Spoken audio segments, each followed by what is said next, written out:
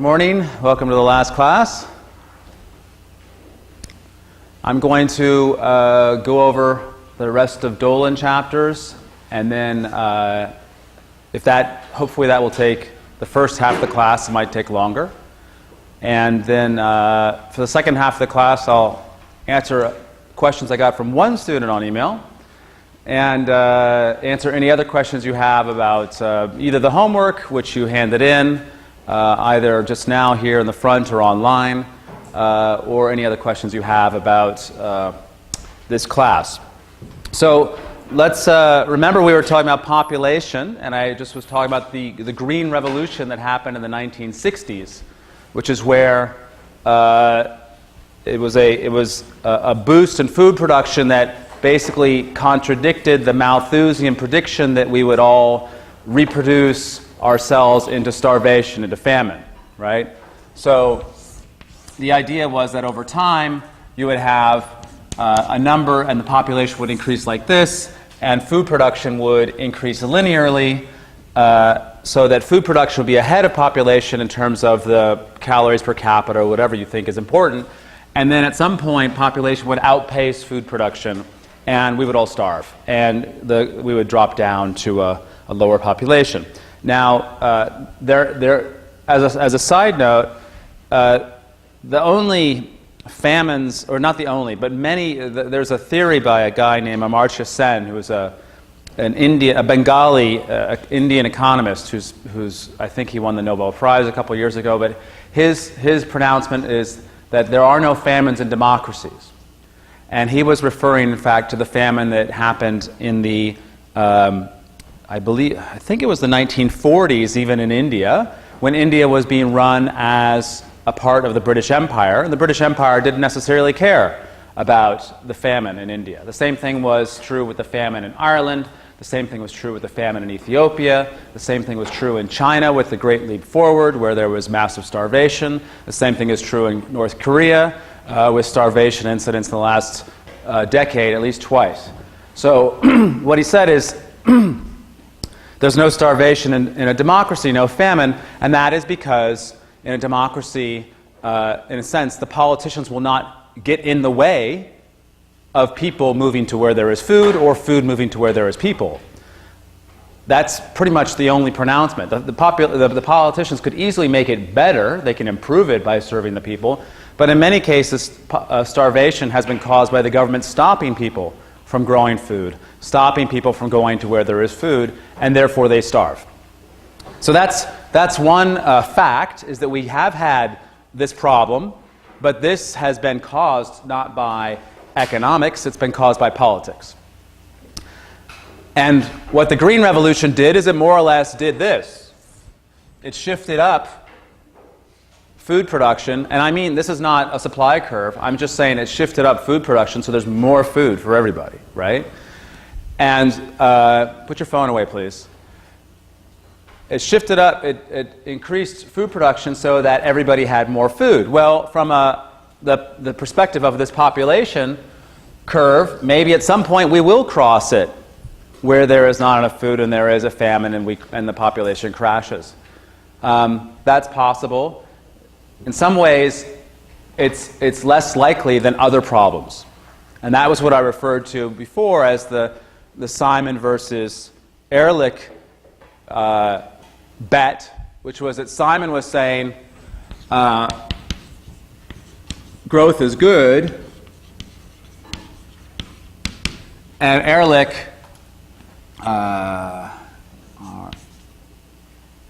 L-I-C-H. I can never spell his name. I think that's growth is bad, right?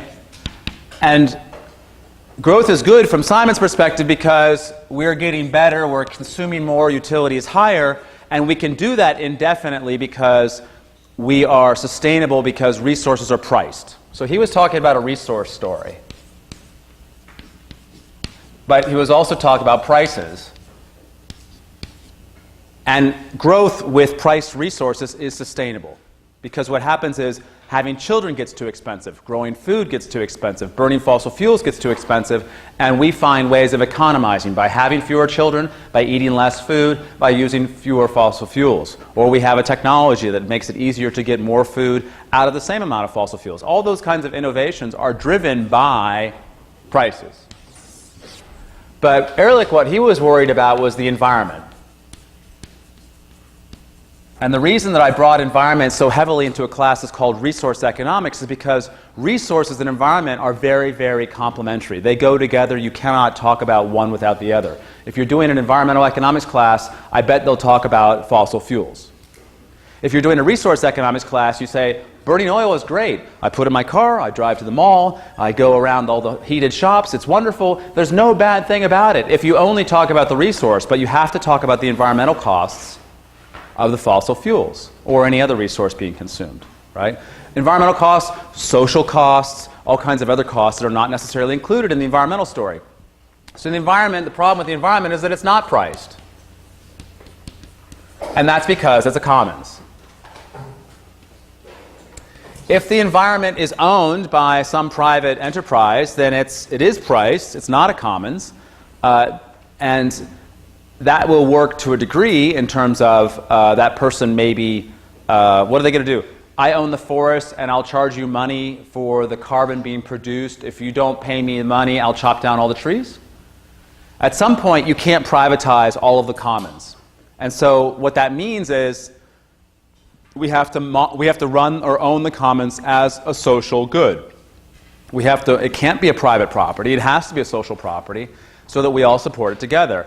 And what Ehrlich was worried about is this population growth curve was going to have an impact on the commons, a negative impact. And there's nothing denying him that fact. Right? Climate change is one example of how we are experiencing a pollution of the commons that everybody is contributing to. Some people have made that very nicely clear in blog posts. Everybody's contributing to that. And we would all prefer that it was less, but no one's willing to go first, in a sense, right? Oh, population's a problem? You don't have kids. I'll have kids, right? Or no, you guys shouldn't have kids. You guys have kids, but you don't. I mean, no one wants to play that game, right? That's what Harding was saying. You have to control yourself. The people who are likely to control themselves are a minority, and the majority are continue to have kids. So in some ways, the economics of this is always, can we move this into this? Can we move environmental goods into priced goods? Can we, guess what, price carbon? BC's carbon tax, pricing carbon. When you price carbon, people are putting less of it out, and it's not necessarily even causing any great harm. It's shifting behavior from one place to another. From a citizen perspective, some people are better off with the price on carbon, not just because less carbon is better for them in terms of local pollution or global pollution, but also literally they use less carbon and they get a subsidy from the BC government in terms of lower taxes. Those people who ride their bike to work as bankers in Vancouver, who are living in a small apartment or whatever, they have a very small amount of energy consumed. They pay some taxes, but they get a huge rebate back. Now, when you guys did the homework last night, or before last night, when you handed it in today, did you notice that I was asking you what would the carbon tax be per capita in China and Canada, right? Yes? And the carbon tax in China was around how much? Was it hundreds of dollars or thousands of dollars per year? Hundreds of dollars. And it was, I have some memory, it might have been around $300. I'm not sure. Is it somewhere in that ballpark? Sorry? 288. Around 288. So for $300 a year, in a sense, China could have a policy that would be revenue neutral. So the money would be coming from the citizens and going back to citizens. It would clearly help poorer citizens who are not using very much energy. And it would cost more money to richer citizens who are using more money. But in some ways, if China could get itself on a sustainable trajectory, the numbers in some ways were ridiculous in this homework because there are huge tons and 40% elasticities and so on, or 50% elasticities. But on the other hand, this is exactly what kind of discussion we should have.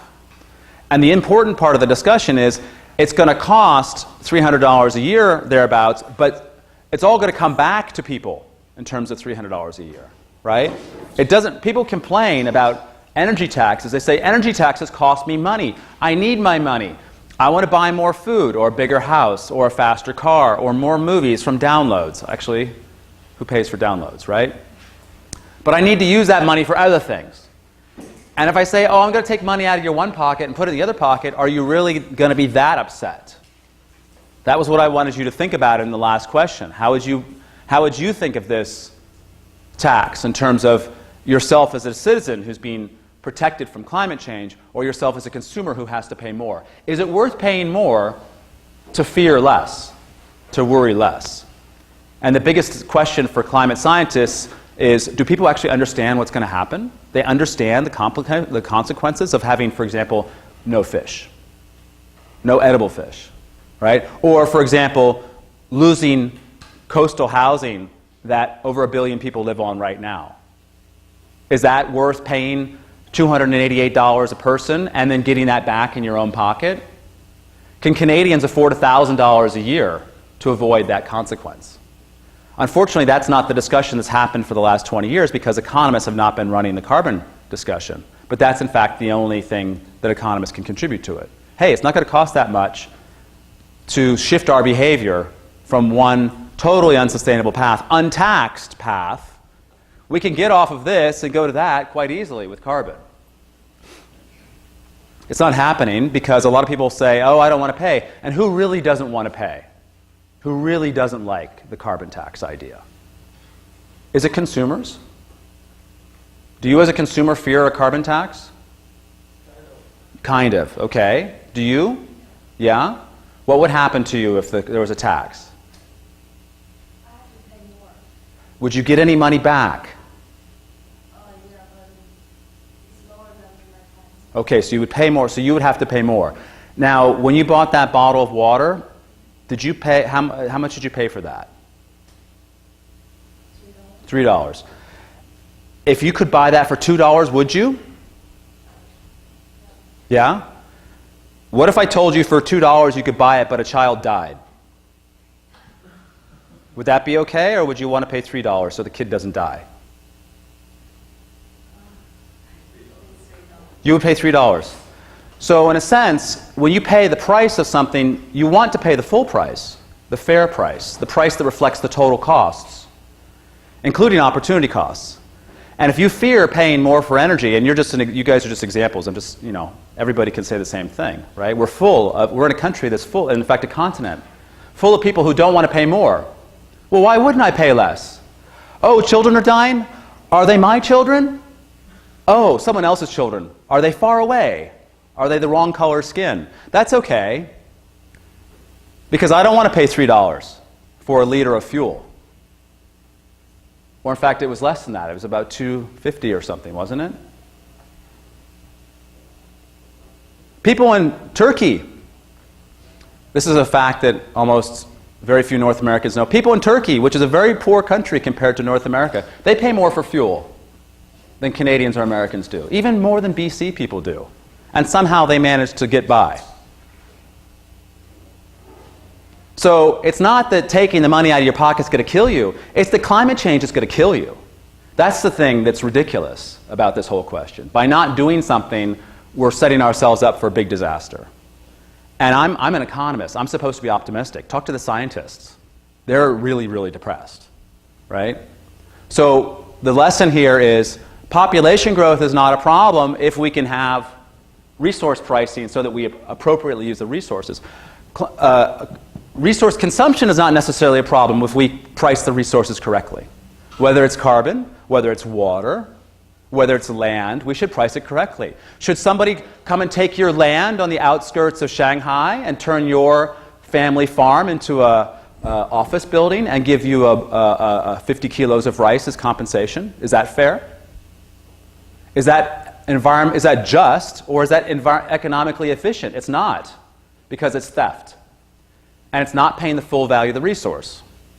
So as an economist, I say, hey, pay the full value of the resource. If you want my family farm, pay me $500,000 and I'll go live on the beach, but don't take it away from me. We get misallocation of resources when we don't price the resources correctly. That's what the whole class is about. So when it comes to population and having children and so on, we should also say the same thing. Make sure that you price kids. You should price children.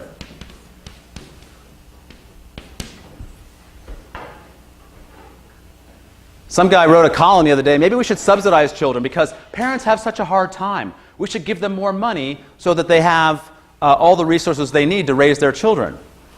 I think that's kind of true in a way, but on the other hand, people who have children, if they have to pay the full cost of their kids.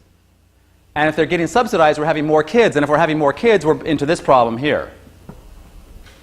It's like saying, your carbon consumption, it's okay. Don't worry. We'll take care of you guys. Use as much carbon as you want. Your energy, who lives in an apartment where your energy or your water is free? Free. Like you pay nothing. You turn on the tap, you walk out, go to class, come back 3 hours later, you turn off the tap. You don't pay anything for water, right? Why wouldn't you use more water? And in Vancouver, a whole bunch of people, as you guys saw on this survey, a whole bunch of people don't pay anything for water. No meters. And that is okay when you have abundant water. When you have too much water, that's fine. But if you're starting to run short on water, or you're starting to worry about too many people having a negative impact on the environment, maybe you shouldn't be subsidizing these people. So we should price children.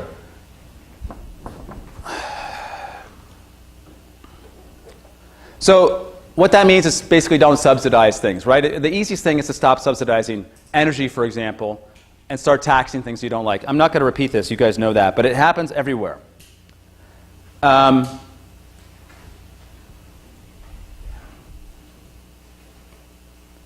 don't want to talk about the other parts of population. Okay, so how does this show up in terms of this sustainability problem? Is that we have a public good, or a commons if you want, called the environment. Let's call it a common property resource called the environment. And the environment has a certain capacity, right? What's called a carrying capacity. Let's say that's equal to 100. We've got 100 units of carrying capacity. And when there are say there's 1 billion people on the planet, we're using up 50 units of the capacity. That means that there's enough resources, there's enough environment, there's enough trees and so on to recycle the air and clean the water so that every year we can continue to do what we're doing. It's sustainable. And now we double the population and we go to 1 billion people, 2 billion people, and we go to 100 units. We're using 100 units of capacity. We are absorbing a lot of resources and we're putting out pollution, and the system is just managing to cope. This is just a simple biological system where the air is circulating, the water is circulating, it's getting clean, we're flushing our toilets, we're doing this, that, and the other. Someone comes along with a technological resource that helps us produce less waste because we don't want to have smelly rivers full of shit, right? Or we don't have factories that the water is so dirty we can't drink it. So we come up with a technology. Now we've got 3 billion people, but we're only using 80 units of capacity. More people, but less capacity because technology has lowered our footprint, our damage to the system, right? We're just being a little bit smarter, let's say. We're putting a price on energy, let's say. So you can go through this pattern, but basically what we need to worry about is our footprint, and I'm using the word lightly. This is used a lot. Our footprint means essentially how much weight we put on the Earth's surface in terms of our impact. Our footprint is a function of population, of technology, and of consumption. More people, bigger footprint. Better technology, lower footprint. More consumption, bigger footprint. And I notice when I go to the superstore, which is a very large store, with a very large parking lot, with very large cars in the parking lot, with very large people getting out of the very large cars to get their very large shopping carts and push it into the very large store and put a bunch of very many items in the cart, and they bring out a whole bunch of stuff. They load it in their car, they take it back to their big house, they put it in their big refrigerator, and then the cycle continues. They throw away a bunch of garbage, and they have to heat the big house that has the big refrigerator in it, and the big people need bigger clothes, and so on. You could scale it up, and you could scale it down. You know this when you see one of these refrigerators that's it's as big as this wall. You're like, boy, how much milk do you have in your house?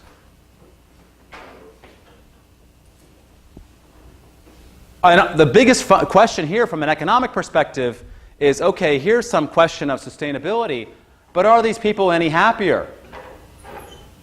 Does a larger footprint make you happier? From a utility, you have to learn about utility. Think about the utility, right? Now, the advertisements on TV will tell you, oh my God, you need to have this breakfast cereal or this new mobile phone. Someone said in their blog post about how fast you need to change your phones. I need a new app. I need a new phone immediately, right? Can't live without that app. Although 2 years ago you had no idea what a smartphone was or whatever. Do you need to have that kind of footprint? Does this translate into utility? There's a whole group of businesses that really do agree that it translates into utility. This is the GDP mafia, right? Politicians, we have to grow the economy. I read this often in the posts that you guys are writing. Economic growth is good. Why? Because people say so.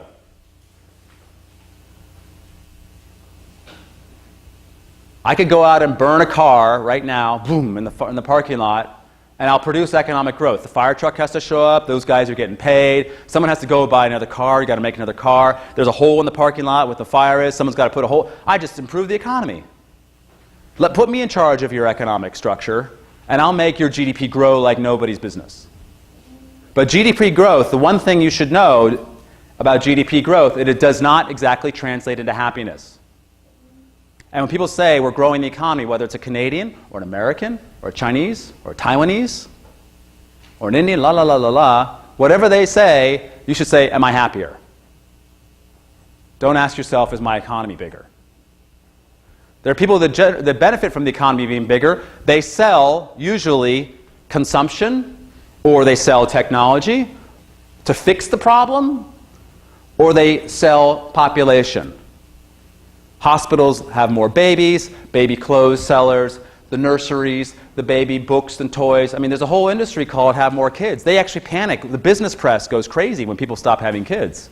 Oh my God, no one's going to buy baby shoes anymore. Not enough babies. It's really weird. But it's a flip side of people who like death. You know, the guys who have all the coffins and so on. They love it when people are dying. The only people in town who are happy.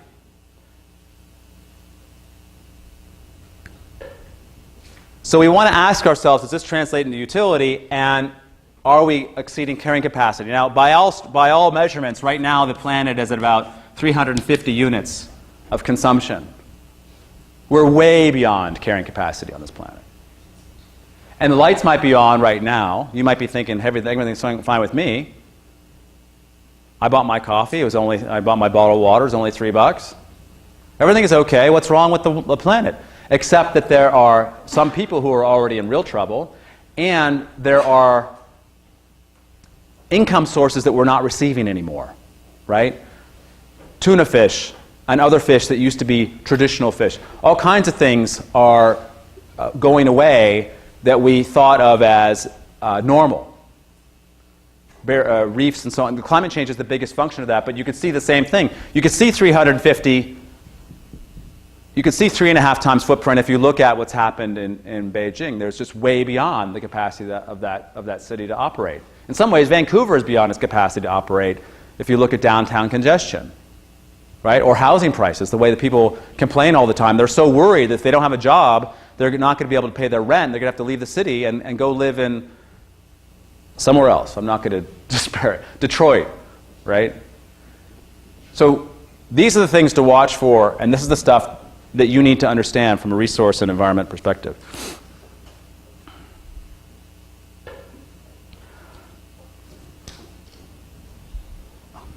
Speaking of footprints, let's go over another big theory that is more controversial than people understand, let's say. It's definitely related, and Dolan talks about it. You have time, and you've got birth rate.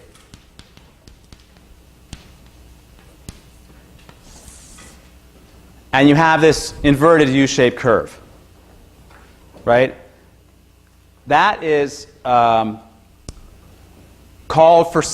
it's called a Kuznets curve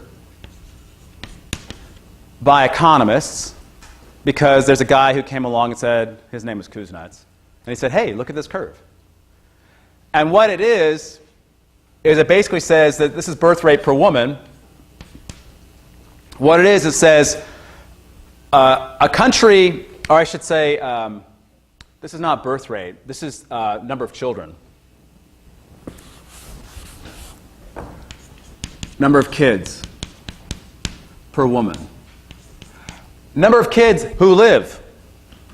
Because when you're poor, and this is time and money, when you're poor, you have lots of kids, and many of them die. So maybe you have 1 or 2 kids who live. And as you get rich, you can take better care of the mother in terms of maternal health care. You definitely have vaccinations and other technology to keep the kids alive so that they don't die. What happens is your number of kids rises to 6 or something like that per woman, living children. And then after a while, if you start to believe the technology is going to keep your kids alive, and you also want to make sure that your kids have a really good life, so you have to invest in their education, and you want to invest in their health and so on, and probably in their consumption. They get a phone when they're 8 years old or whatever. And you personally, as a mother, also have alternatives of use of your time, which is not putting out babies every 2 years. So maybe you're like, I know I can have kids, I know they're not going to die, I know they're expensive, so maybe I'll have fewer kids. So this is the era of birth control. You go here and you're like, okay, now I'm going to have 2 kids and I'm happy. Here I'm having 2 kids and I'm unhappy. Right? Up here it's like, I'm not quite sure what's going on here. Because managing, I'm a guy, but like I don't even want to think about managing 6 children. They're like, this is why women are amazing. Moms, I should say. So this is called the demographic transition. That's the jargon, right? And it says as a country gets richer, your demography is going to transform from poor people having lots of children that die to a different demography, which is middle income people have lots of children that are not dying, to rich people, and relatively speaking rich people, right? We're all technically rich in that category. We can afford birth control, health care, medical care. We have opportunity costs. You're in university. All of you are over here in this rich area saying, I can have as many kids as I want. Maybe I only want to have 2. Now this is pretty close to being a fact as far as population demographers are concerned. And there's a complementary idea. So that's not named after Kuznets, really. That's just a demographic transition. There's a complementary idea which looks surprisingly similar, which talks about environmental pollution. And the idea is that as you're poor, you have a little bit of pollution because you're out there in the forest, you're gathering fruits and so on. You don't have very much life expectancy. You don't have a very big footprint, but you don't have a lot of pollution. You'll burn down, a couple hectares of forest just to go find a pig, but there's not very many of you relative to the carrying capacity of the forest. Then your pollution level is going to go up as you develop technology, as you learn how to exploit the resources, and by the way, as you have more people. Those curves are identical in that sense, because the footprint is population, a function of population, a function of technology, and a function of consumption, right? So population is going up, the footprint is going up. You're burning some coal to keep your house warm. Everybody's got a car in your family. Car. Right? What are you going to do for dinner? I don't know. Let's just go out to a restaurant.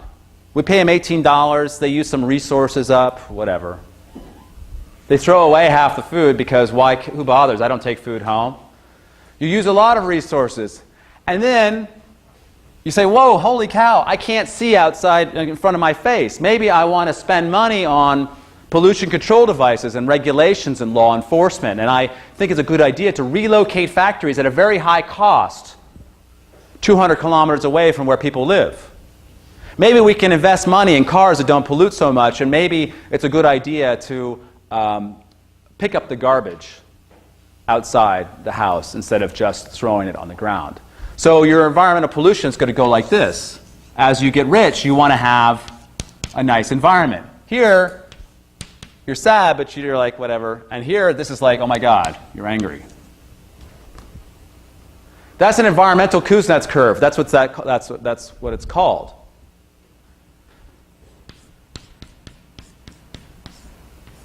Now, the problem with this curve is that it is true and not true. It's true in a sense about, well, I'm going to put a very important concept which is very discussed in China right now, but it's also discussed in Canada and everywhere else. It's more or less pollution per dollar, right? How much pollution are we putting out per unit of GDP? We want to green our GDP, is the expression. But guess what we don't want to do? We do not want to reduce GDP. So what we want is we want pollution per dollar to be falling, but this doesn't have anything to do with absolute levels of pollution, which could be increasing. Right? It's increasing at a decreasing rate, I think is the way to say it. So this is going, for absolute levels of pollution, we're going like this. This is not a falling curve. This curve is rising at a decreasing rate, but it's still rising. This is the problem here. This is lovely, but this is the problem. The total global footprint of people, population and technology consumption, has continued to increase. We aren't having problems on resources. We're pricing the resources here and there more often than we did. The problem is the unpriced environment. This is the carrying capacity, right? And when we get, this is where we're at sustainability, 100. We're at 200. We're at 300. And this is here. And are we going to go like this? Are we going to go like this? Every projection is over here on the top end. And the dilemma is that it's the developing countries that are contributing this massive increase in resource consumption, but it's because they are catching up with the developed countries. There is no correct side of this discussion, right? Y'all are polluting too much, y'all are going to pollute too much. Those are still polluting too much. That's the discussion. This is why we're in trouble. And there's no political constituency that wants to reduce growth. Do we want to reduce growth here? Do you want to pay $2 for water and you can pay $3 for water, or you want to pay the same? Well, I want to pay $2 and $2. Right? It's not fair that she pays $2 and you pay $3. But she's killing children.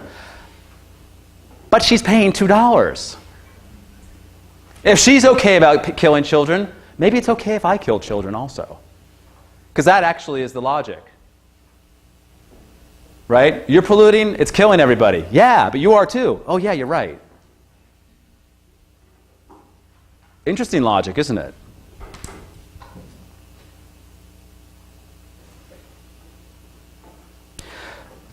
There's also a difference I want to bring up and talk about how this is an interesting cultural difference. And you can think about it, because if you come from a resource exploiting economy, North America, Canada and the US more than Canada, but countries that have been open frontiers, there is a frontier we should exploit.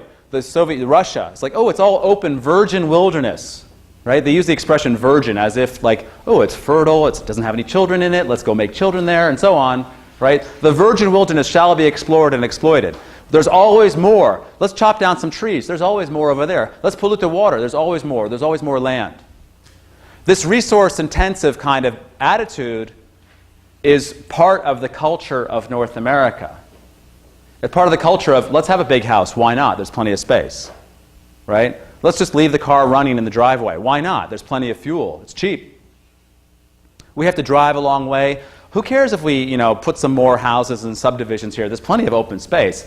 That mentality is totally different from places where resources are constrained, where people are living on top of each other. Hong Kong is one of the highest density parts of the world, certainly in terms of wealthy people. And it's very, very close and compact. And when people say, why don't you just spend $100,000 and get another, sorry, they don't say that. Why don't you just get another parking place? Or why don't you just get a car? Do you know how much it costs to get a parking place in Hong Kong? It costs more than the car, right? But in Canada, free parking tag, why not, right? So some people and their economies and their cultures are based around resource consumption, and there's always more environment to consume. And other cultures are based around resource conservation because they know there's not as much around, and they've known it for a long time, hundreds of years. Those things can clash, but it's not that they clash. The point is that you can live with fewer resources. When people say, oh my God, you're going to cost me more money, I'm going to be unhappy. Well, not necessarily you're going to be unhappy, and I'm not even sure it's going to cost you more money. Because not paying for these true costs of environmental goods and so on is going to end up having a negative impact. You live on the coast, you get flooded because you don't pay the proper price of flood insurance, for example, right? You don't buy medical insurance, you get hit by a bus, then you end up broke, right? Maybe medical insurance is a good deal from that perspective. So that's the important part of, the important part is to pay the cost. The good news is that many people can and have and survived and done very well, right? Japan is the richest country in the world for 20 or 30 years, coming from nothing, becoming extremely rich per capita, and they still are rich in very many ways in terms of consumption and quality of life. But they have no resources. They have to import all of their oil, and all of their timber, and all of their steel, and all kinds of stuff, and yet they are the wealthiest people in some ways in the world. They are doing very well because they have a resource conservation mentality. You don't have to grow with resource consumption to be happy. You have to be happy to be happy. That's the difference here with these discussions.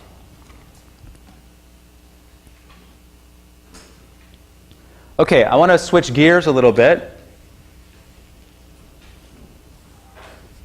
The whole message there is pricing. You want to price things at their true cost, right? And if you buy things at their true cost, if you pay $3 for the bottle of water, number one, you bought it voluntarily. Number two, you're not killing a kid, right? And if you're paying $2.50 for a liter of fuel, you can still drive around, but you're not killing the kids. Right now, we're definitely killing kids. In chapter 6 of Dolan, he talks about trade and comparative advantage.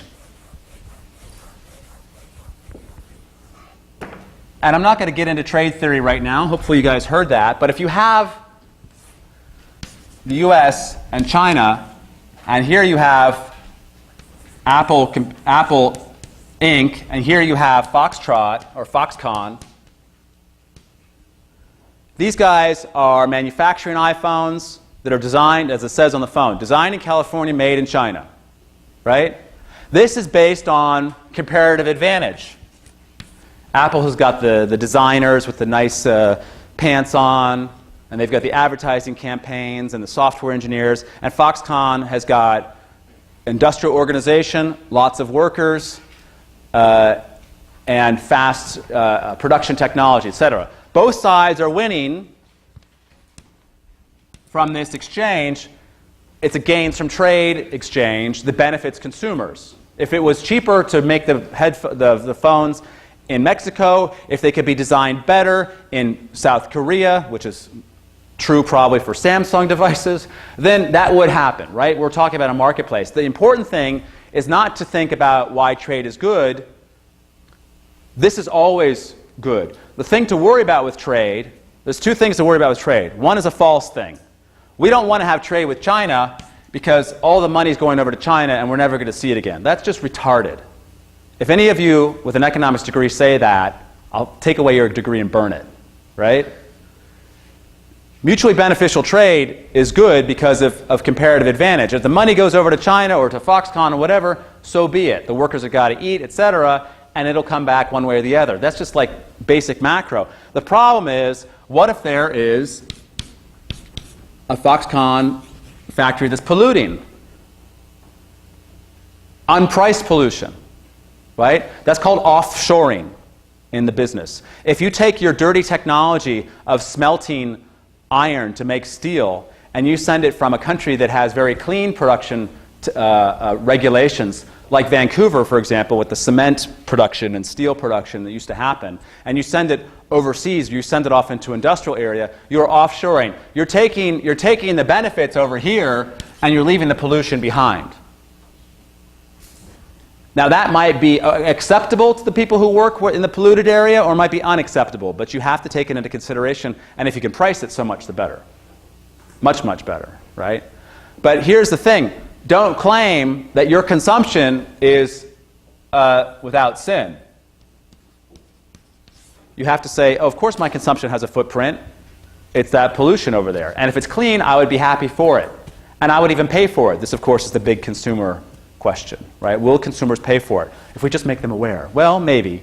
On the other hand, maybe it's responsibility of the government of China to make sure their people don't suffer from pollution. Because consumers who are at the Hudson Bay or whatever trying on shoes or coats, they don't care about anything except, does this fit? Does it keep me warm? There's a responsibility on the production side for the politicians to protect their citizens. This is the offshoring problem. Great statistic. In the European Union, big targets about reducing carbon output because the European Union wants to hit all kinds of Kyoto targets and so on. They reduce their carbon footprint per European, not even per GDP. Per European, the carbon footprint fell unless you count imports. Because if you count all the goods that they're importing from other countries that they don't produce inside the EU anymore, then their carbon footprint has gone up. Because what they did is they sent dirtier technologies outside of the EU, and they brought the goods back in, and they have the same lifestyle, and someone else is paying for it. All right.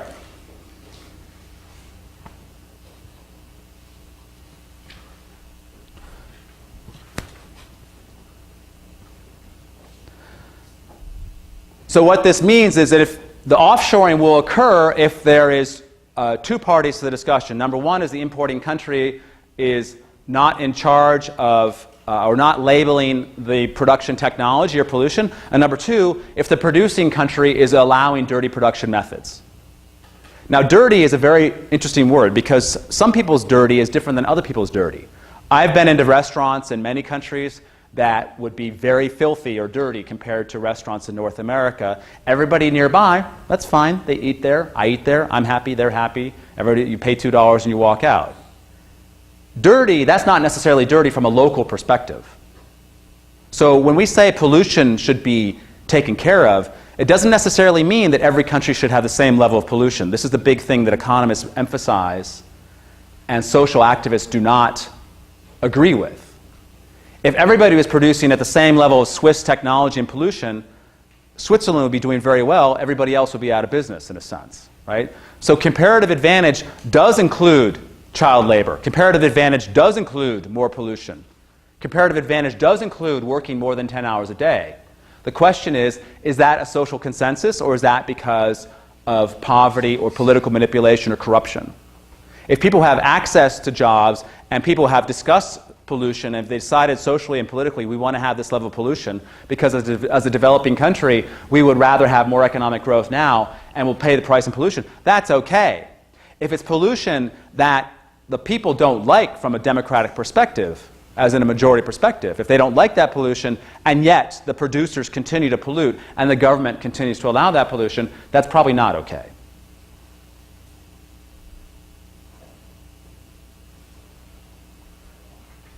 The United States has this discussion, and people agree with some pollution, they disagree with other pollution, and they're trying to get this, that, and the other to work correctly, but the U.S. has corruption. And the U.S. has a huge thing called exporting our pollution, right? We import oil from Canada, we import all kinds of raw materials and finished products from other countries, so our footprint offshore is very big, and it's not necessarily part of America's consciousness, and it's not necessarily priced. So we don't even pay the price of our consumption. I'm saying that as an American, but you can say that about other countries as well. So that's the question from an economic and a social perspective.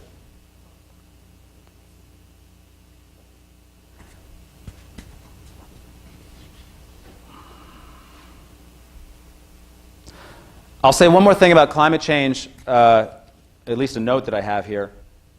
In terms of comparative advantage, the richer countries should be addressed. This is like a bumper sticker. This is a pronouncement. But in terms of, and I've studied this, but in terms of comparative advantage, developed countries should be dealing with climate change. They should be doing a carbon tax. They should be doing high technology ways of reducing carbon or sinking carbon in the ground. The developing countries, places where people can't drink the water right now, places where people are hungry right now, and that, by the way, is probably not much of China. That's more like Africa, a lot of African countries, Latin American countries. Those poor countries, telling them, oh, by the way, you should stop growing and developing economically, even though that means drinkable water, they don't have as much of a comparative advantage or even as much of a priority of lowering their carbon footprint. They're more worried about, are my kids going to die on the way to school or before they're 6 years old? They should be worried about local pollution, local health, local quality of life types of issues. And this is what what a lot of climate change negotiations are about. You developed countries should donate a lot of money to poorer countries to help us live a better life, either because we're using less carbon, because we can't drink the water, or because we're going to experience the negative consequences of climate change. That is a just thing to do. This is a little editorial, I think, because the economics there are based on comparative advantage. The politics are that, yes, some countries are going to have to pay more than others, and it's based on their past activities, their past sins, so to speak. But there's easy ways to do this. In the developed world, we could stop subsidizing consumption, and that would raise, number one, it would lower pollution output inside of our country, domestically and abroad. But number two, it would, for example, raise money, revenue. If there was a carbon tax that was larger and used in many more countries, there'd be a lot of money. Maybe that would go back to citizens, or maybe that would go to the developing countries to help them grow more sustainably and have drinkable water and so on. That's how you get global agreement. I help you, you help me. It's very clear to people in the developed world that climate change is going to be a problem. Let's say a majority of people. In the developing world, they don't even know about climate change. They're really worried about, can I drink the water? Right? It's a different set of priorities. And if you say, oh my God, you have to stop using fuel to make your dinner over an open fire at night, that you're going to get lung cancer because of all the particulate matter. Oh, you have to stop using that fuel. They're like, I can't even eat. Why are you telling me this? Right? So it's not even on their consciousness about how to deal with that. Let me change gears again. I'm going through Dolan, so I'm kind of not staying on one topic. I'm trying to cover the topics that he does because I think they're relevant for you guys to know. He talks about the resource curse. What does the resource curse mean? It means a country with a lot of resources, more than average resources, whether it's oil, gold, diamonds, precious metals of some sorts, or rare metals or whatever, copper. That country has a curse because the resources don't make the people wealthy, the resources make them poor. How is that possible? Because resources are money, they're worth money, right? Why would they make you poor? First problem. Corruption. First, last, third, they're all the same one. Corruption. If you have a country and you have a little bit of resources right here that's worth a lot of money, everybody wants to control those resources, right? That is an oil well. That is a diamond mine. I want to own that thing. So if I'm a politician, I want to own it. If I'm a soldier, I want to shoot people to get it. If I'm a rich person, I want to bribe a politician to get it. There's a concentrated source of money that if you can take it out of the ground, that's why they're resources. If you could take those resources out of the ground and it costs $10 a ton and it's worth $100 a ton, that's a lot of money. That's why you want to take it out of the ground.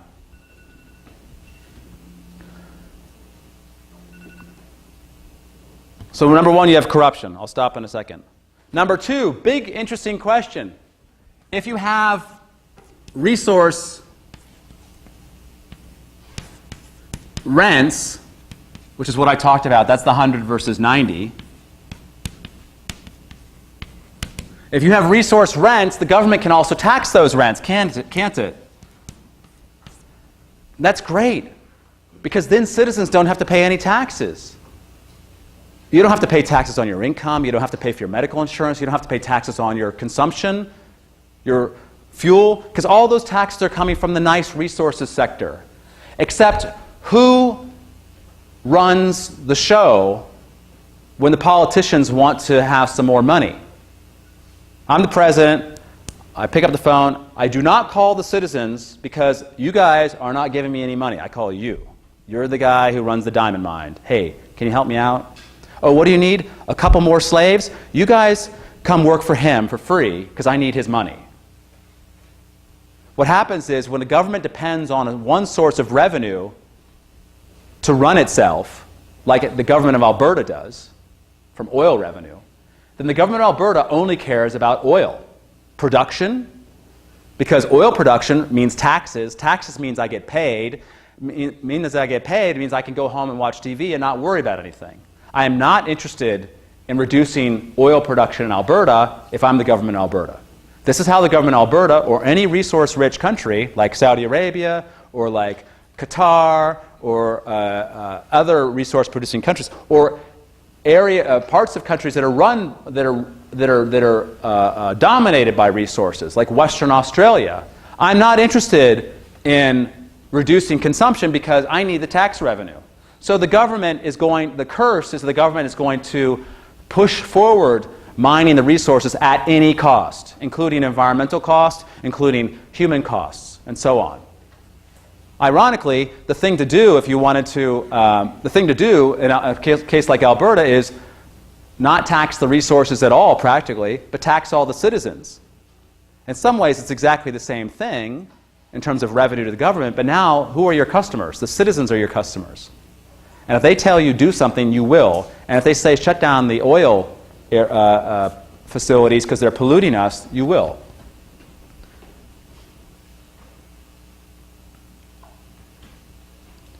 And the third problem of the resource curse is a monoculture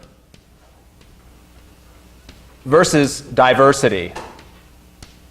If the government gets all of its income from one sector, or people get all of their jobs in one sector, then if you want to be an artist or a hairstylist or a restaurant guy, maybe you're okay. If you want to start a car, if you live in Alberta and you want to start a car manufacturing unit or a software design unit, or you want to have engineers working on anything besides oil, you're not going to be in business. So when you have a monoculture of one sector, which is resources, then people all work in the resource sector. And from a human perspective, they don't have the diversity of ways of doing their life. But from the economic perspective, you have all of your eggs in one basket. You're putting all of your bets. Everybody here is going to look at the price of oil go up and down. And if the price of oil goes down, everybody is depressed. Right? It's like putting all of your investments into one area. If you have $1 million, I give you $1 million, and you put all of that money, you invest it in shares of Apple, and if Samsung comes out with another phone, you're going to be very depressed.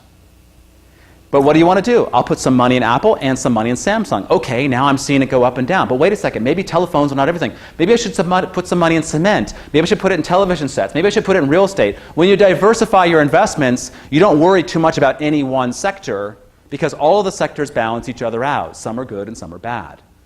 But you have all of your money coming from one resource sector, and you're going to be very upset if that sector is in trouble. Number one, you won't have the diversification, which is an interesting place to live, a variety of jobs. Maybe you don't want to be a petroleum engineer. And number two, when things happen wrong economically, you're going to be safer. Now, of course, maybe things will always go good economically. Maybe oil will always be going upwards. That's possible. But there is no single sector in the economy that ever, always goes up. There's always variations. So that's asking for trouble. So those are the three factors behind the resource curse. Let's take a 10-minute break, and we'll come back and finish up and do some questions.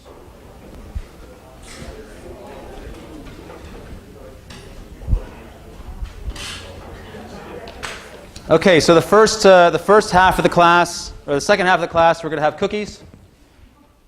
These are chocolate chip cookies. They have nuts in them. You get to have one. You can't have more than one. They're very good resources. I made these. These are made by me. So pass it, pass it. Because the people on video can't have cookies, can they? No. You can pass those too. If you do want to buy a copy of my book, tell me, all right? Otherwise, I'll take them back. Doesn't matter. One cookie. They're very good. They have chocolate in them. Okay, so on the break, there's a question. And the question really is, Nate asked the question, really is, okay, so wait a second. I thought people are rich in resource-rich countries. What about Saudi Arabia? Now, I'm actually going to touch wood. I'm going to work in Saudi Arabia in about a month. So this is my official internet explanation of what's going on in Saudi Arabia. Number one, Saudi Arabia has a lot of oil. Number two, oil is about 80%, well, it's not 80% of their economy, but it's a huge chunk of their economy. The economy, remember, we always forget that the economy is based on services as well as production and manufacture. And services in an economy like Canada or the US, services are 70%, 50%, 70% of the economy. Agriculture, 5% of the economy. Manufacturing, 5 to or 25, 30% of the economy. Saudi Arabia, the resource sector, the oil sector is very large. Say it's 70%. But here's the thing that's important in that country, but also very many of these oil-rich countries, is they have, in the international rankings, they have a high GDP per capita. And let's say it's about 20,000 US. Let's say that the GDP per capita is that much in Saudi Arabia. How do you get GDP per capita? Let me guess. You take GDP and you divide by population. Okay, so now we have to think, who gets the GDP? Who is making money? And what you can have here, in terms of a distribution of, okay, here, this is median income. Median income is the average income, as in 50% of the people are above this median income and 50% of the people are below this median income. And let's say that, let me do this right. Oh, yeah.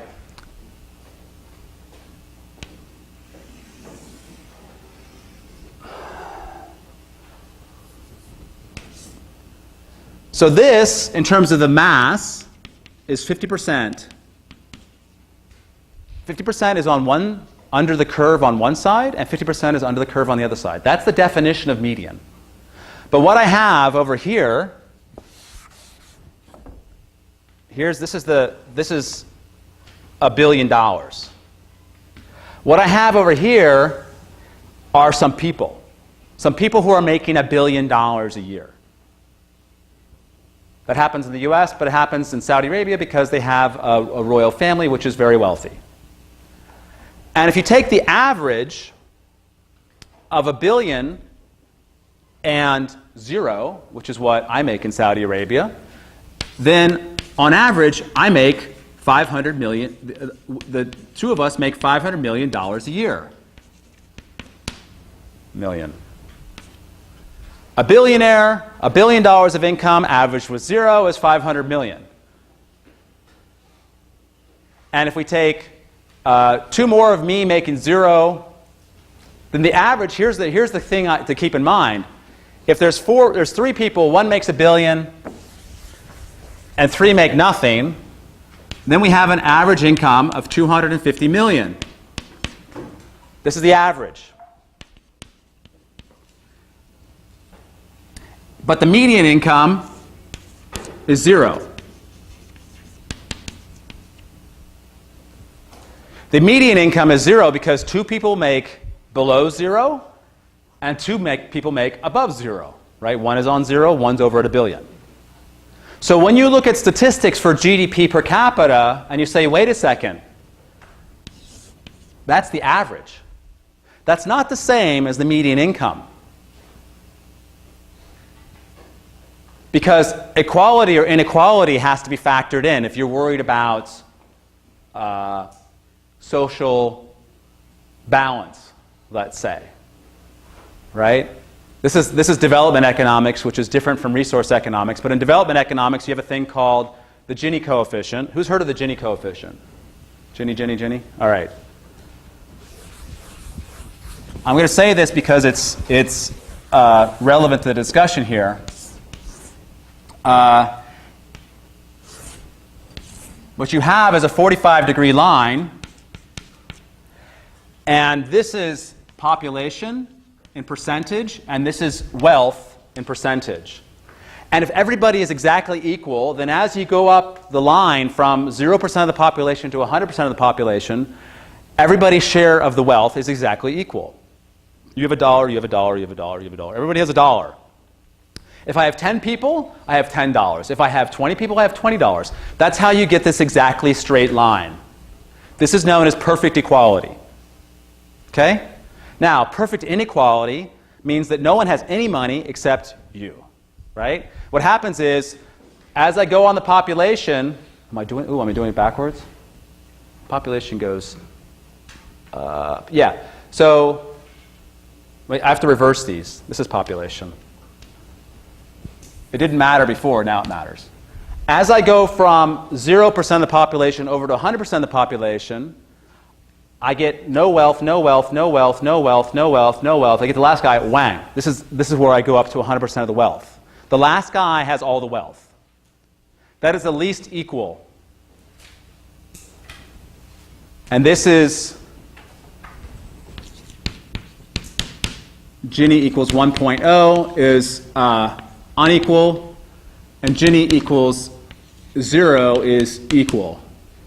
I think I'm using the right numbers. All you have to know is that this is a measure of inequality. If everybody's exactly equal, then it's 0. If it's extremely unequal, there's one person with all the money, then the Gini is going to be higher. It's going to be 1, right? Now, in between is reality. What this means is that the share of the population over here, let's say this is 25% of the population, they have 10% of the wealth. Does that make sense? Do you see that? This is the only thing you really have to get out of this diagram. And as you go up to 100% of the population, eventually you get to all the wealth. You have to account for all the wealth. In a resource-rich country that has political inequality, you're going to have a higher Gini. Right? In fact, in any country where you have inequality, you're going to have a higher Gini. A lower Gini is because everybody's more equal. Now, here's the thing that's interesting. I don't know what the Gini coefficient is in China. I think it's kind of high because there's a lot of people in Saudi Arabia, sorry. I think it's kind of high in Saudi Arabia because in Saudi Arabia, there's the royal family, there's a lot of people who are very wealthy. If you include all the migrants who are there from Pakistan and Bangladesh, they don't get very much money at all. They live in dorms, they live in very difficult conditions, they make very little money. So the Gini coefficient in Saudi Arabia is quite high, which is why it's difficult to talk about social justice in Saudi Arabia, because the people who are in charge are doing quite well. I just saw in the newspaper, I'm starting to read Saudi Arabia articles, and 3 guys were arrested the other day for complaining that they were poor in Saudi Arabia. They did it on Twitter or Facebook or whatever, right? But they got arrested. This is interesting. right? Don't complain, you'll go to jail. Although now they don't have to worry about getting a job, do they? Now, inequality in capitalist countries is often higher than in socialist countries. And by socialist, I mean European. In China, in 1979, inequality was very low. Everybody was poor, right? Even the party, the people in the party were also poor. They had limousines, right? But they were all poor materially. They didn't have very many. They had a small house. They didn't have very many clothes. Now you've got the guys with the watches, right? The $25,000 watches going around, who are making $5,000 a year in their salary. So inequality in China has gone from a Gini of about 0.2 to 0.45, and some people say even 0.6. 0.6. The United States was at 0.35. I watched this because when China passed the United States in terms of inequality, which was about 15 years ago, 10 or 15 years ago, when China passed the United States in terms of inequality, that was when this boom was really going, right? People on the coast, Beijing and Shanghai, not even including Hong Kong, those people are much more wealthy than the average person in China, and it has gone way beyond 0.35. It's up at 0.6, which is why a lot of people are upset why the government is talking about social harmony and so on. In Canada, it's lower. It's about 0.3. Because Canada has a better social system than the United States in terms of redistributing wealth.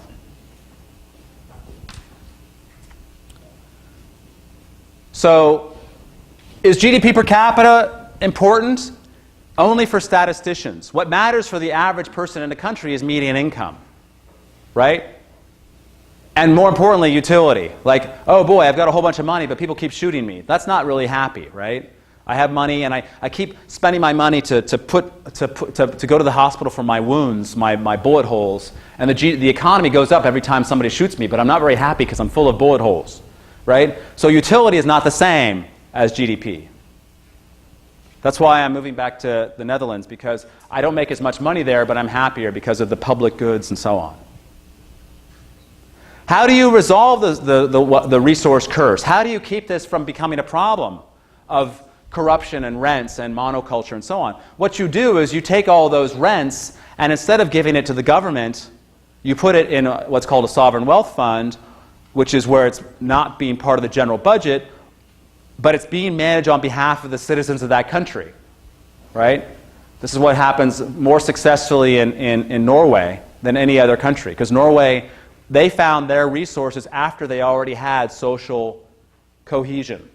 After everybody already agreed to be nice to each other, they found a bunch of oil, and they said, wow, we're one big happy family, and now we have a bunch of oil. Why don't we put the oil into an investment fund, and we will tax ourselves, and we will live well, but we will not spend all the money right now. And we won't fight over having all the money right now. We'll put it on the wealth fund, and then our children and our grandchildren will have that money. That's how you reduce the problem with this resource curse. Because yes, you want to get the resources out of the ground, or you want to catch the fish, or you want to chop the trees down, but you can use the revenue for future, you can invest in the future instead of spending it on big buildings and so on. If you look at most African countries with resources, you get these crazy big buildings and everybody's dirt poor. Angola is an example of this. Extremely poor. Nigeria, extremely poor countries.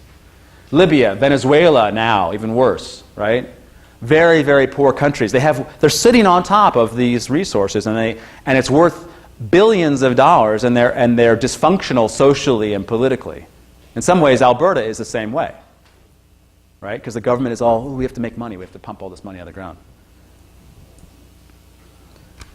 All right, that's the end of that. Change gears. Did everybody get a cookie? Yeah? Okay, good. Where'd the boxes go? Here's one box. Other box. All right. That's good. I got my change. If these will still be available at the end of the thing, so you can come and get it later. All right. Chapter 7 in Dolan. National parks. Are national parks, should they be owned and run by the government on behalf of the people? What does Dolan say? Who's read that chapter? which is on the final, because I'm talking about it. Who's read that chapter? Anyone? National parks. There's the consensus of 3. Any other mobs here? No? Okay, you guys, you're going to love this catch-up time. National parks. Should they be owned by the public, or should they be private, or is it clear or unclear? Unclear. They're talking about how some parks they're virgin parks, and like the government, I think they're using the irreversible argument. Right. Like certain parks they should not be exploiting them. Like that's one argument which conservatives are using. Right. Regarding parks. The government should own the parks on behalf of the people, because if private individuals own the parks, they'll exploit the resources and do irreversible harm to the environmental goods in the parks. Chop down all the trees and so on. What Dolan says so that's true. That's possible, right? It's in California, 97% of the redwood trees, the big, beautiful trees that are on the flag of California, 97% of those are chopped down because of various reasons. But one reason is that they were private individuals were making money chopping down trees and putting them on ships and sending them to Asia and building houses and so on. And if the government owned all that, they could hold those trees for future generations.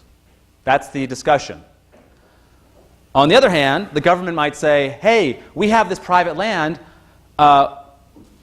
we'll sell it to you, or we'll let you use it for very little money. How about $3 a hectare? How about $10 a tree, right? A stumpage fee, as we call it.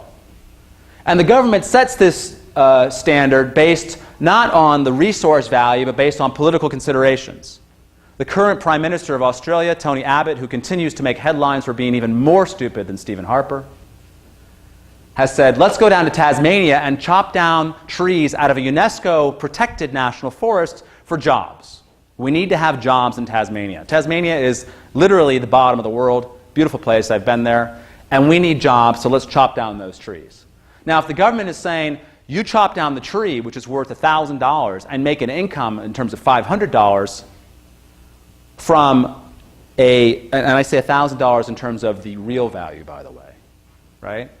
But the income is $500, then you're getting more than zero, which was the income before. So my personal income goes from $0 to $500. But all of your wealth as owner of the trees goes down by $1,000. So the government says, that guy has a job making $500, except from a social perspective, you just lost $500. Remember this discussion about resources and the value of resources, the stock of resources? The government might make the wrong choice as a manager of property because the government isn't necessarily worried about conservation or the environment. The government might be more worried about, for example, tax revenue from chopping down trees or jobs from people who used to chop down trees. The government of Canada does the same thing with employing fishermen in the middle of nowhere who have no fish to keep them in business because that's their traditional thing. And each of those fishermen absorbs $200,000 of national resources to produce $40,000 of value. That's the politics. So wait, we're going to have national parks run by governments because they know how to manage resources over the long run, except when they go and do stupid things like that. Dolan is saying, I'm not sure the governments are really into long-term resource conservation. And guess who is? Environmental organizations, right? Like the Nature Conservancy is one very famous example. They take a bunch of money from environmentalists and hippies, they go buy trees and islands and so on, and then they conserve it, because guess what? Their job is to conserve stuff. Their job is not to give jobs to loggers. So Dolan actually says the government might be bad at resource conservation because the government has to pursue different goals. And politically, we see that right now in Australia, just as a perfect example. And there are people who are saying, what are you doing? And in fact, the government might have the opportunity to destroy resources that even the majority of the population doesn't want destroyed, because of either corruption or because of political facts, like no one gets to vote on it, for example. Right? If there's no vote, your representative might decide to destroy your resources. In the United States, the Bureau of Land Management, by the way, is called the Bureau of Livestock and Mining. You should remember that because it's all about how many livestock, how many sheep and horses and cows can we get on public land, and they sell it the very, very cheap. And mining, oh, you're going to dig for gold? Okay, you have to pay me $1 a year for this hectare of area, and if you find gold, you have to pay me $1 a year. Right? So everybody goes around looking for gold and so on, and the government's making no money, and they say, well, we're creating jobs. But maybe they're destroying the environment that's worth more than $1 a year, even to a sheep herder or whatever, right? So this is part of the problem. We see this in Canada as well, with resources, with water, and so on.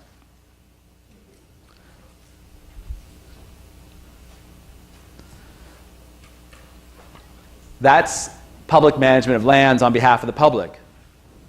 Public managers may not be doing the best job in terms of representing or helping the public. That's what Dolan makes in that chapter. Chapter 8, woohoo! I think chapter 8 is about 2 sentences. Yes? You know why it's 2 sentences? Because we've been talking about it over and over and over again in the book, right? In the class.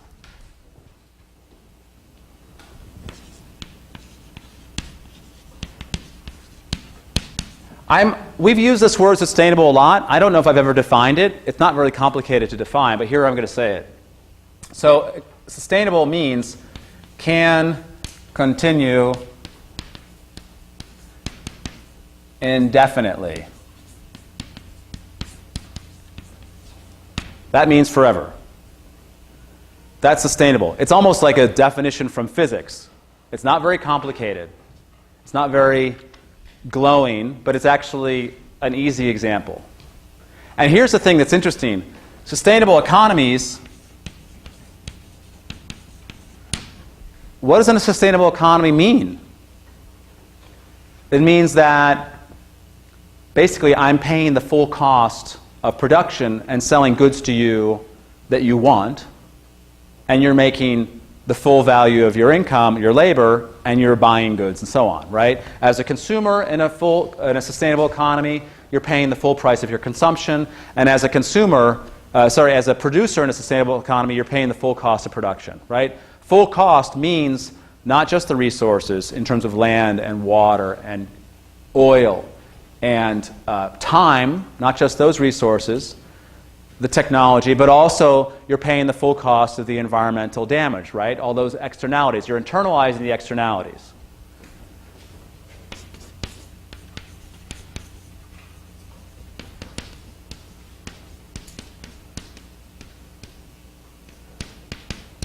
We saw in this class how you can internalize the externality with many, many, many examples we had with air pollution, right?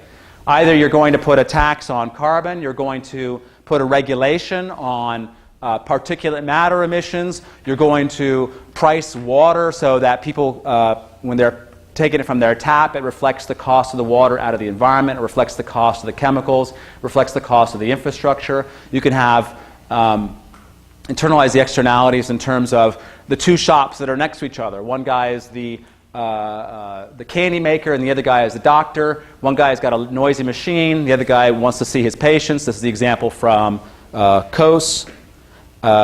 And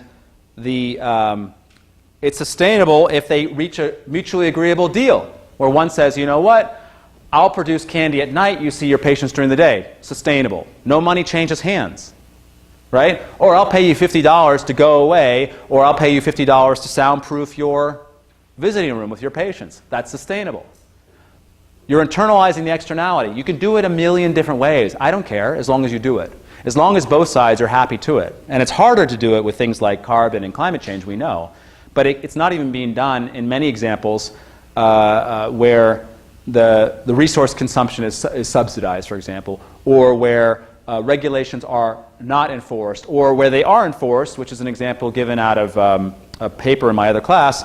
Sinopec is one of the Chinese oil companies, I think, and they had a bunch of oil spills, and they paid the fines. So they paid their fines, but the fine was maybe 10% of the cost of the oil spill.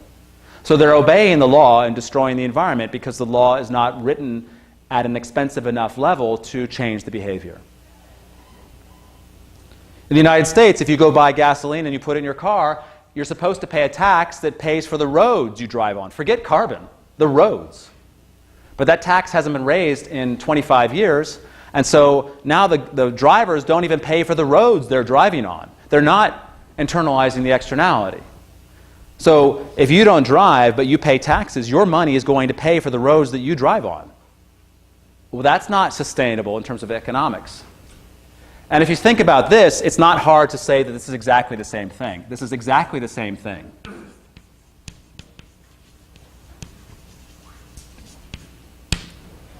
Right? A sustainable economy is sustainable environmentally.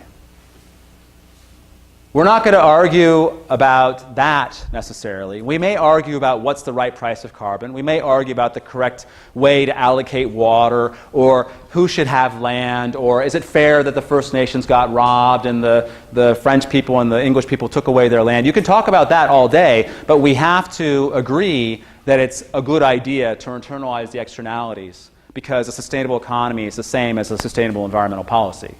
That really that's the whole point of why I talked to you for 30 hours or more during this class. It's this. Because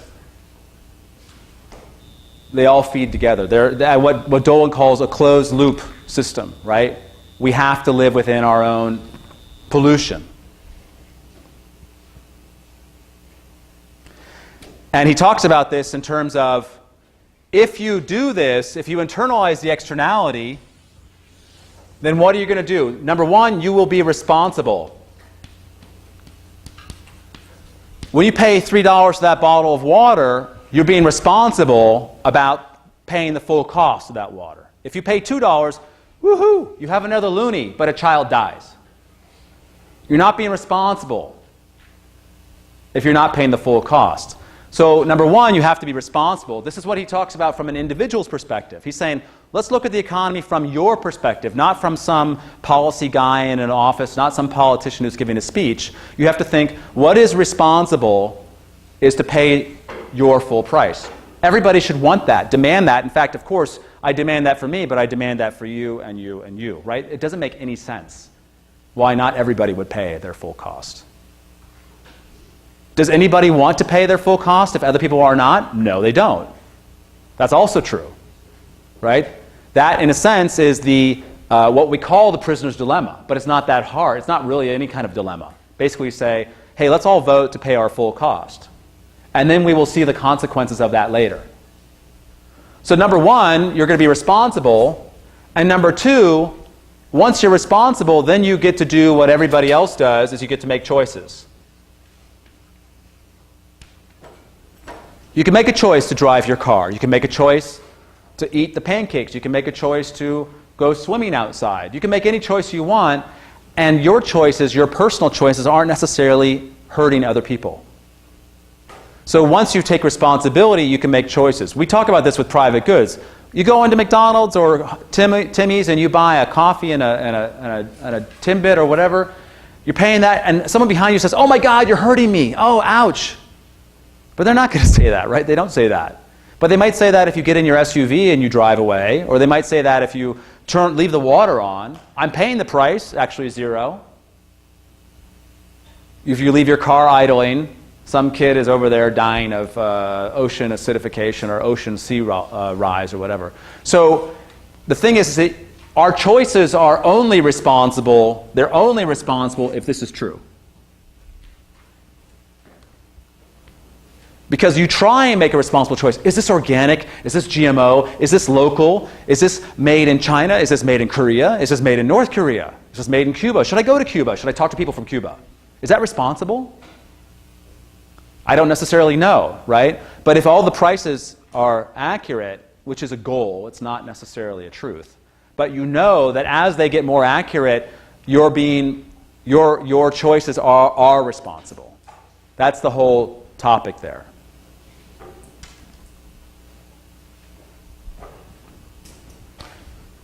All right, that's that.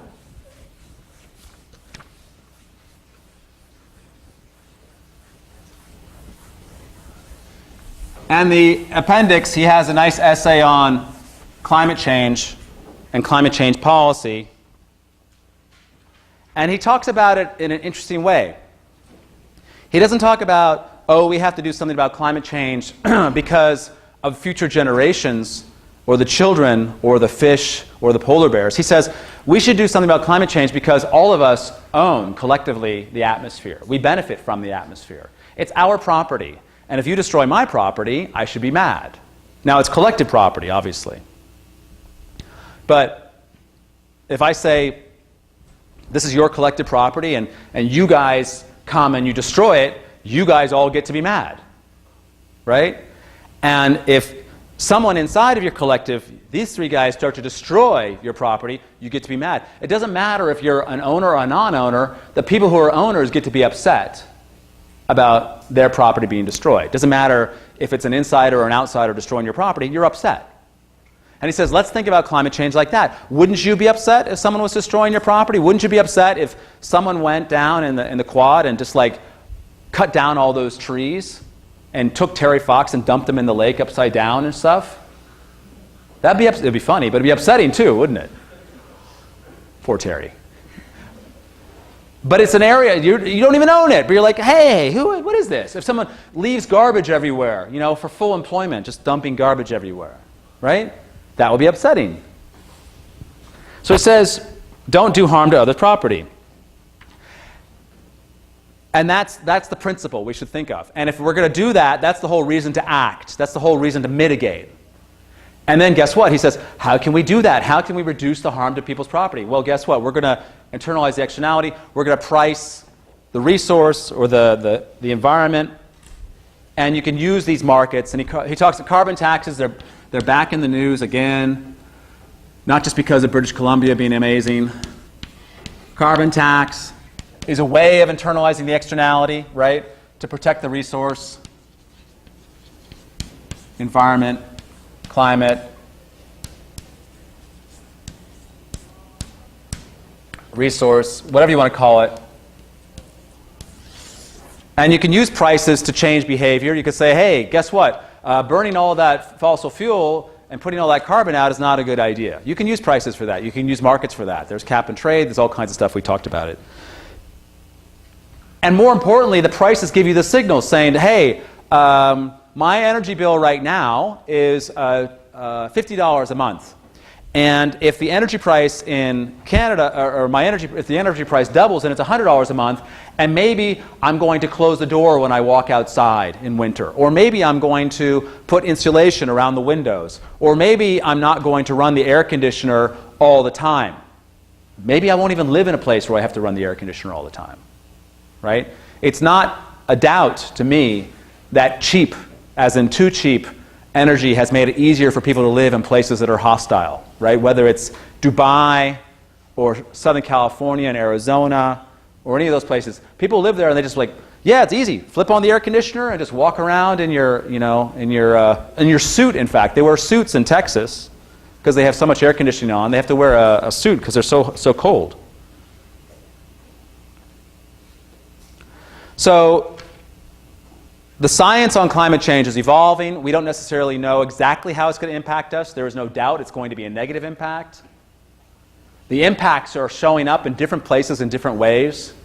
The great tornado season of Manitoba is yet to come. But we do know that it's okay to stop doing stupid things, right? Stop subsidizing resource consumption.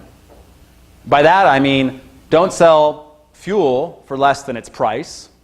That's an easy one. Then include more, or in China, I just figured this out finally, I read it in someone's paper yesterday. China is on, I think they call it China 4 emission standards, which is a certain amount of sulfur per unit of combustion. And the standards, I think, are 350 parts per million of sulfur. That doesn't mean anything, except that in North America, it's 15 parts per million. So the standard under which fuel is manufactured in China is 20 times more polluting in terms of sulfur than it is in North America. And maybe, this is the key, maybe people are paying the full price of fuel in China, but the price is low because the production technology is old. That's why there's so much pollution. And maybe when it comes to water in California, people are paying the full price of water in Las Vegas or California. I could give all these different examples. Maybe they're paying the full price of water, but the price doesn't reflect the water scarcity, or it doesn't reflect the fact that the environment is being destroyed so the water can be brought to Los Angeles. So maybe you're paying the full price, but maybe that's not the, or maybe you're paying the price, but maybe it's not the full price. Right? That's the idea. If you want to talk about subsidies and pricing, make sure you talk about what quality you want, then talk about the price of that quality. Because it's easy to have low quality and low price. But if you think you're getting a high quality, then the price should reflect that.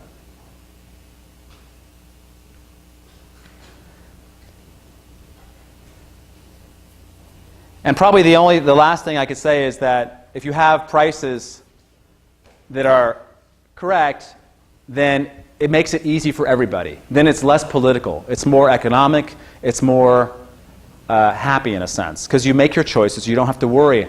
Is this organic? Is this GMO? Did I kill children? Is this slavery free? Is the carbon footprint of this, the water footprint of that? You could just go about your business and not worry.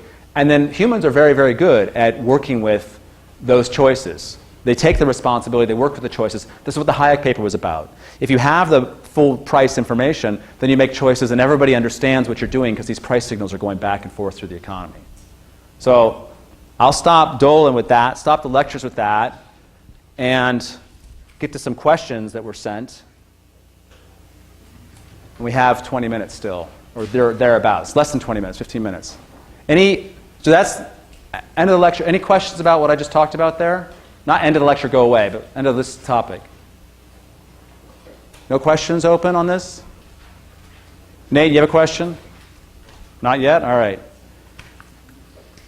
All right, I had a volunteer email come in. I'll answer some of these questions, and if you have other questions, then feel free. Otherwise, I'll let you out early, and no one's going to be upset about that, I'm sure. Discount rates. Ooh, good question. Tell me about discount rates again, because I didn't quite get that. Okay, so there's a couple things that matter in terms of discount rates.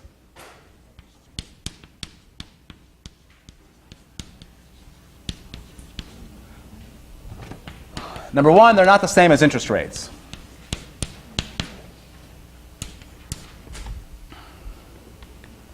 A discount rate refers to what's called the time preference of money. What this means is that if I have a choice between having $100 today or $100 tomorrow,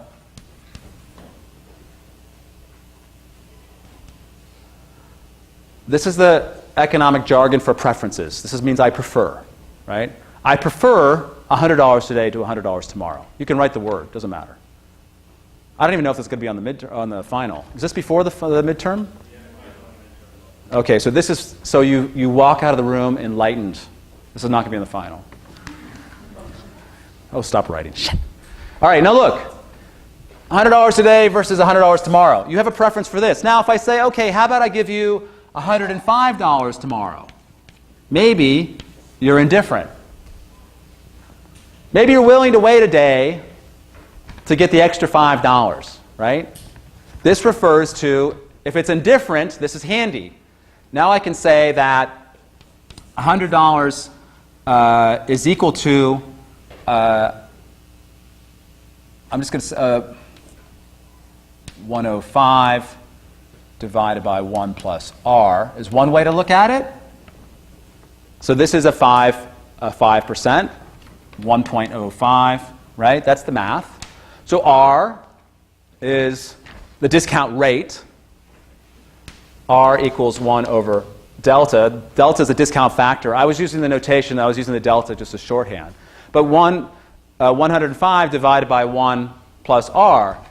And if you want me to go more years into the future, 2 years, 3 years, 4 years, you raise it to an exponent. 2 years, 3 years, 4 years. 22 years, I raise it to the 22nd power. And if I'm going to raise it to the 22nd power, does it have to be more than $105 for me to be indifferent? Yes or no? Yes, right? 22 years, are you kidding? 22 days? Of course I need more money, right? So it's going to end up being whatever that is, some larger number. The whole point is that the farther out in the future you go, the more the discount rate matters, let's say, or the higher the amount of compensation has to be at the same discount rate. What we do, because we're lazy, is we assume that it's the same thing. What's a discount rate? I don't know. 10-year T-bills are trading at 2%. So let's say it's a 10-year discount is 2%. That's how people do the math. That's how businesses do it, because maybe they're borrowing money to invest the money in a project that's going to return cash. They say, what's our cost of funding? Maybe it's 2%, maybe it's 6%. Maybe our internal discount rate is 10%. The higher the discount rate, the less weight you put on the future, as in the more the future has, the values have to be higher, right? So if I have a 10% discount rate, you don't give me $105 tomorrow, you give me $110 tomorrow, right? The higher the discount rate, the more you have to give me, because I'm essentially impatient.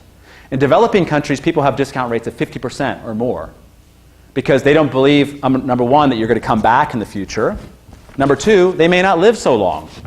Number three, they're poor, they're hungry, they want food now, right? So discount rates go up as you have more danger, let's say. So the question is also,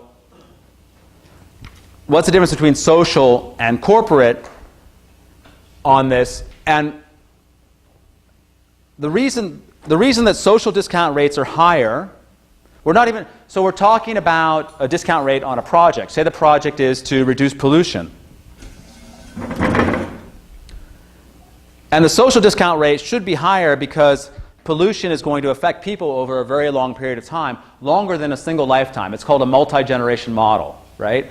So if you're going to worry about damages, let's say this way, we've got year one, year and amount. We've got year one, we got $100. Year two, we got $100. I go to the end of my lifetime, I go out 50 years or so, and I'm saying, okay, there's $100. Now all of this is going to be the payback to me during my lifetime. So I need to have, my discount rate has got to be, let's say my discount rate is 2%. Here's the key. If I'm going to get money longer, if I'm going to get a payback longer, 51 down to 500 years, then you don't have to give me back so much money because I'm making it for a longer time. I'm getting more back over a longer time. Does that make sense? I'm just saying you're going to get some more money in year 51 and more year in 52. So when you talk about social discount rates, they can be, you have to take more of the future into consideration, which is why the numbers have to be, they have to be bigger because you have to count the future. These have to be significant. These numbers have to matter. At a 10% discount rate, 51 years in the future, it's worth nothing. But if you care about the future, you want it to be a 1% or 2% discount rate, a lower discount rate, because you want the future to have weight, because you care about the future. That's why the social discount rate is lower. So if I said it wrong, this is what I'm trying to say. The social discount rate is lower, as in 1% or 2% compared to 5% or 10%. It's lower because you're putting weight on the future, which is the other generations. Okay, that's why we do that.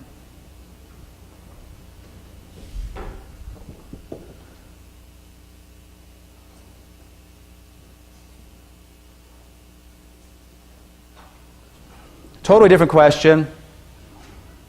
Why can't parks get paid money because they absorb carbon as a source of income, a source of subsidy? It's a good question, and they should be able to. And there are programs to do that. In climate change, this is known as REDD, R-E-D-D. God, what does it stand for? REDD stands for, anybody know?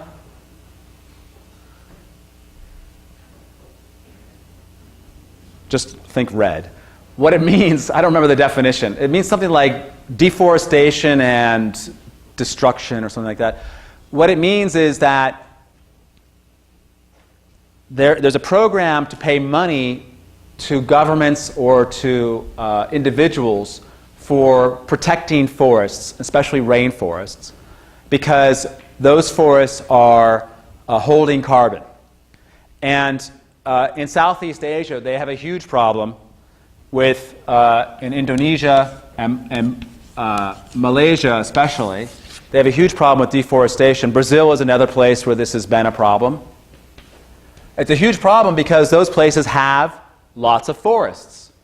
And chopping the forest down to convert the trees into furniture, which ends up in all of our houses, or to convert the trees into wood for construction and so on, and then planting palm oil, which is a cash crop, that process is releasing carbon.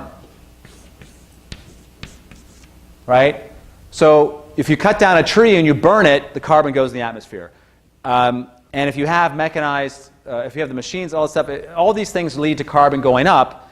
And when we talk about the world's carbon output in terms of climate change, a good chunk of this is deforestation.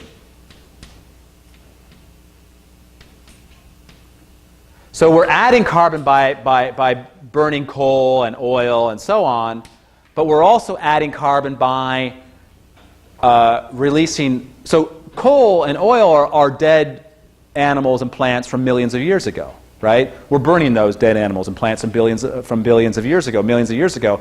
All that carbon is going in the atmosphere, and it's creating the greenhouse effect.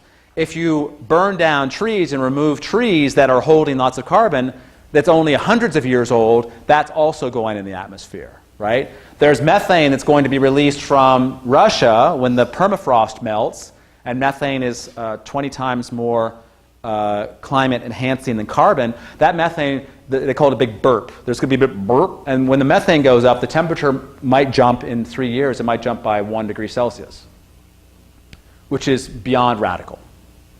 Right? You might think, oh, 1 degree Celsius. I walk outside the room, it's 1 degree Celsius. No, it's not the same for an ecosystem. The entire weather systems will go into cataclysm, basically. Right? So, deforestation, now you've got natural gas, which is a big one because that's all methane. Right? You've got the tundra, the permafrost melting. All these components go into forcing climate change by increasing greenhouse gases and warming. So, deforestation is one way of causing climate change to happen. Therefore, protecting forests and allowing forests to remain intact is one way. And in fact, restoring forests is a way of reducing the impact of climate change. This is what's considered a huge win-win-win-win kind of situation. Reducing deforestation is win-win because of biodiversity, because of ecosystem services, which are very difficult to value, but very important: clean water, clean air, and so on. In terms of carbon being stuck on the ground, this is a no-brainer, the same way as reducing subsidies on fuel consumption is a no-brainer. Right? Obviously a good idea. No matter what, if there was no climate change, it would still be a good idea. Should forests and countries that own forests be paid money to maintain those forests? Yes, is what the RED program is all about. They're trying to get into Norway, which I had mentioned before, not just rich but full of petroleum. Norway was paying Indonesia, I think, $3 billion to not chop down trees.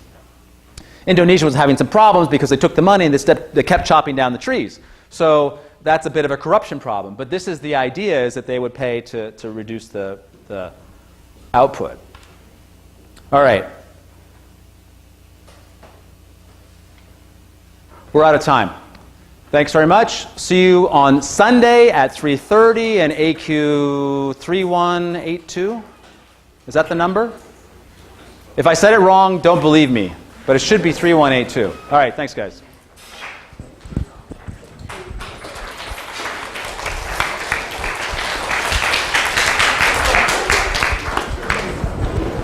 Take a cookie.